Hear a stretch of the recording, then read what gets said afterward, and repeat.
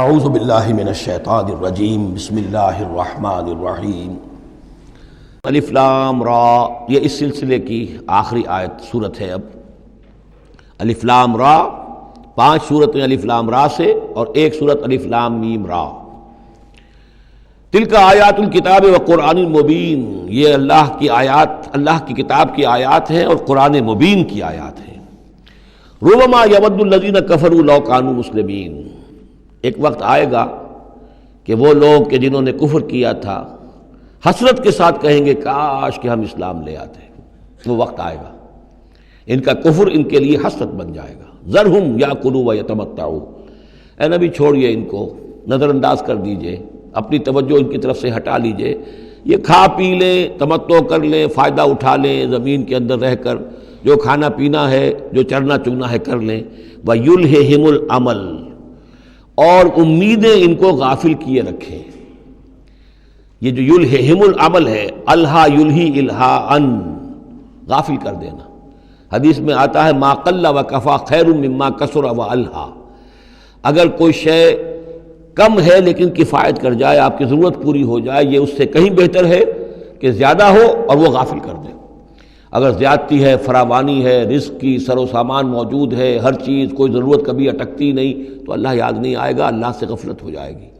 اس سے بہتر یہ ہے کہ ضرورت تو پوری ہو جائے، کسی کے سامنے دست سوال دراز نہ کرنا پڑے، لیکن یہ ہے کہ اس سے زیادہ نہ ہو کہ تاکہ غفلت نہ ہو۔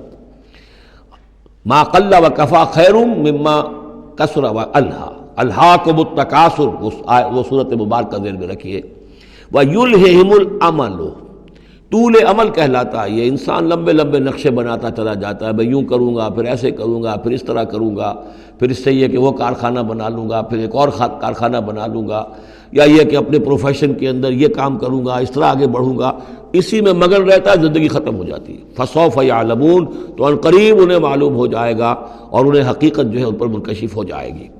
وما اہلکنا من قریۃ الا ولہا کتاب معلوم، اور ہم نے کسی بھی بستی کو ہلاک نہیں کیا مگر یہ کہ اس کا وقت معین تھا لکھا ہوا، اس سے پہلے وہ عذاب نہیں آیا۔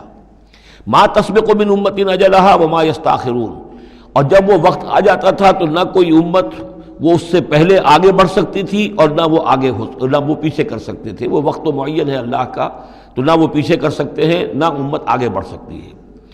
وَقَالُوا يَا أَيُّهَا الَّذِي نُزِّلَ عَلَيْهِ الذِّكْرُ إِنَّكَ لَمَجْنُونَ، اور بڑی ڈھٹائی کے ساتھ انہوں نے کہا اے وہ شخص جس کا یہ گمان ہے کہ اس پر ذکر نازل ہوا ہے۔ یہ ترجمہ میں کر رہا ہوں، ورنہ لفظی ترجمہ کیا ہوگا؟ اے وہ شخص جس پر ذکر نازل کیا گیا ہے، إِنَّكَ لَمَجْنُونَ، ہمارے نزدیک تو تم مجنون ہو، تمہارا دماغ خراب ہو گیا ہے، تم پر جن کا عصیب کا سایہ آ گیا ہے، یا تمہارا دماغی توازن صحیح نہیں رہا۔ لہذا بامحاورہ ترجمہ ہوگا اے وہ شخص، قالوا یا ایھا الذی، اے وہ شخص جو یہ سمجھتا ہے، جس کو یہ زوم ہے، جس کا گمان ہے، نزل علیہ الذکر، کہ اس پر اللہ کی طرف سے الذکر نازل ہوا ہے، یاد دہانی نازل ہوئی ہے، انک لمجنون، ہمارے نزدیک تو تم دیوانے ہو گئے ہو۔ معاذ اللہ ثم معاذ اللہ، لو ما تاتینا بالملائکۃ ان کنت من الصادقین، کیوں نہیں لے آتے فرشتوں کی فوج ہمارے سامنے اگر تم سچے ہو۔ ما ننزل الملائکۃ الا بالحق، اور اللہ تعالیٰ کی طرف سے جواب آ رہا ہے ہم نہیں اتارا کرتے فرشتوں کو مگر حق کے ساتھ۔ فرشتے تو آتے ہیں تو عذاب لے کر آتے ہیں، فیصلہ لے کر آتے ہیں۔ فرشتے آئے تھے حضرت لوط کی قوم کے اوپر اور سدوم اور عمورہ کی بستیوں پر عذاب لانے کے لیے آ گئے تھے، تو یہ فرشتوں کو بلانا چاہتے ہیں، اپنی شامت بلانا چاہتے ہیں۔ ما ننزل الملائکۃ الا بالحق، وہ تو آتے ہیں تو آخری فیصلے کے لیے آتے ہیں۔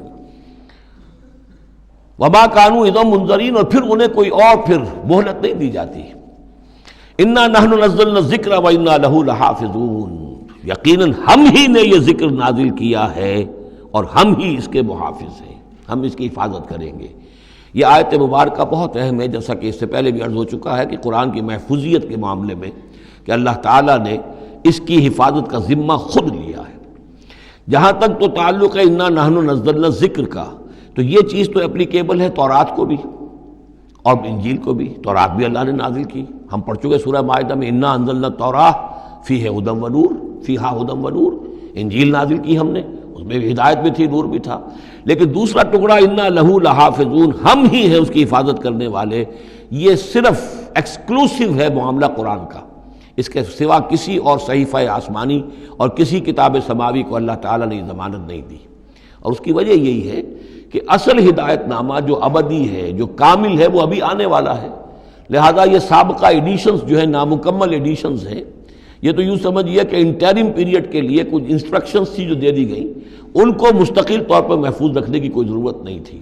یہ ختم نبوت پر ایک بہت بڑی دلیل ہے کہ کسی بھی قادیانی سے اگر بات کی جائے تو اگر اس سے یہ کہا جائے کہ آیا تمہارے نزدیک قرآن میں ہدایت کامل ہوئی یا نہیں، تو جواب دے گا ہدایت تو کامل ہو گئی۔ نمبر 2، کیا تمہارے نزدیک قرآن محفوظ ہے یا نہیں؟ اگر وہ محفوظ بھی ہے تو پھر کسی اور وحی کی ضرورت کیا ہے؟ اللہ تعالیٰ کوئی کام عبث تو نہیں کرتا، ضرورت کے بغیر نہیں کرتا، کسی مقصد کے بغیر نہیں کرتا۔ یا تو یہ کہیں کہ ابھی ہدایت کامل نہیں ہوئی تھی، وہی جاری رہنی چاہیے، اس کا جواز ہو جائے گا۔ یا کہیں کہ کامل تو ہو گئی تھی قرآن میں لیکن وہ تو ضائع ہو گئی، محفوظ نہیں رہی، تب بھی وحی کی کھڑکی جو ہے اس کے کھلے رہنے کا جواز پیدا ہوگا۔ لیکن اگر کوئی شخص ان دونوں باتوں کو نہ مانے بلکہ اعتراف کر لے کہ ہدایت قرآن میں کامل ہو گئی اور یہ کہ وہ محفوظ بھی ہے، تو پھر اجرائے وحی، یہ تھا اصل میں جو فتنہ اٹھایا ہے غلام احمد قادیانی نے، کہ وحی تو ایک نعمت تھی، کیسے بند ہو سکتی ہے، وحی کا سلسلہ جاری رہے گا۔ لیکن اس کو لے کر اس نے جو ہے پھر آگے اپنی نبوت کا دعویٰ کیا۔ لیکن اجرائے وحی کے لیے ضرورت عقلی جو ہے وہ دو شکلوں کے سوا ثابت نہیں ہو سکتی، یا ہدایت کامل نہیں ہوئی ہوتی جیسے کہ ابھی تورات میں نہیں ہوئی تھی، انجیل میں نہیں ہوئی تھی، قرآن میں آ کر کامل ہو گئی، یا کامل ہو کر اور وہ گم ہو گئی ہو، اس میں کوئی ترمیم و تنسیخ ہو گئی ہو جو کہ پھر وحی کے ذریعے سے اس کی تصحیح ہو سکے۔ اور دونوں باتیں اگر کوئی نہیں مانتا تو کوئی عقلی دلیل جو ہے وحی کے جاری رہنے کے لیے موجود نہیں۔ وَلَقَدْ أَرْسَلْنَا مِن قَبْلِكَ فِي شِيَعِ الْأَوَّلِينَ، اور اے نبی ہم نے آپ سے پہلے بھی رسول بھیجے تھے اگلی جماعتوں میں، اگلی قوموں میں۔ یہ شیعہ اس علیحدہ ہو جانے والے، کیونکہ قومیں بڑھتی چلی گئیں نسلوں کے اندر۔ حضرت نوح علیہ السلام کی قوم تقسیم ہو گئی، ان کے 3 بیٹوں سے نسلیں بنتی چلی گئیں، تو یہ گویا کہ شائع ہونا، علیحدہ ہونا، پھیل جانا، پھیلتی چلی گئیں۔ وما یاتیہم من رسول الا کانوا بہ یستہزئون، اور نہیں آیا ان کے پاس کوئی بھی رسول، جب بھی کبھی آیا مگر وہ استہزاء کرتے رہے، تبصر کرتے رہے۔ کذالک نسلکہ فی قلوب المجرمین، اسی طریقے سے ہم اس کو چبھو دیتے تھے مجرموں کے دلوں کے اندر۔ مجرموں کے دلوں میں جا کر وہ چبھ جاتی تھی، وہ سمجھ لیتے تھے کہ حق ہے، لیکن چونکہ ان کے مفادات پر زد پڑتی تھی تو وہ استہزاء کرتے تھے۔ لا یؤمنون بہ، وہ ایمان نہیں لائیں گے اس پر۔ وقد خلت سنت الاولین، اور اے نبی یہ پہلوں کی بھی یہ سنت گزر چکی ہے، یہی طریقہ ہمیشہ رہا ہے، جیسے آج آپ آئے ہیں یا ذکر آپ پر نازل کیا گیا ہے، ایسے ہی ہم رسولوں کو بھیجتے رہے، کتابیں ان پر نازل ہوئیں، لیکن یہ کہ انہوں نے مان کر نہیں دیا۔ وَلَوْ فَتَحْنَا عَلَيْهِمْ بَابًا مِّنَ السَّمَاءِ فَظَلُّوا فِيهِ يَعْرُجُونَ، اور اگر ہم نے ان پر آسمان کا کوئی دروازہ کھول بھی دیا ہوتا اور وہ اس میں چڑھنے لگتے، تب بھی وہ یہ کہتے لَقَالُوا إِنَّمَا سُكِّرَتْ أَبْصَارُنَا، کہ ہماری تو نگاہوں پر کچھ جادو کر دیا گیا، شکر کر دیا گیا، نظر بندی کر دی گئی تھی۔ بل نحن قوم مسحورون، حقیقت میں تو ہم جادو کی زد میں آ گئے۔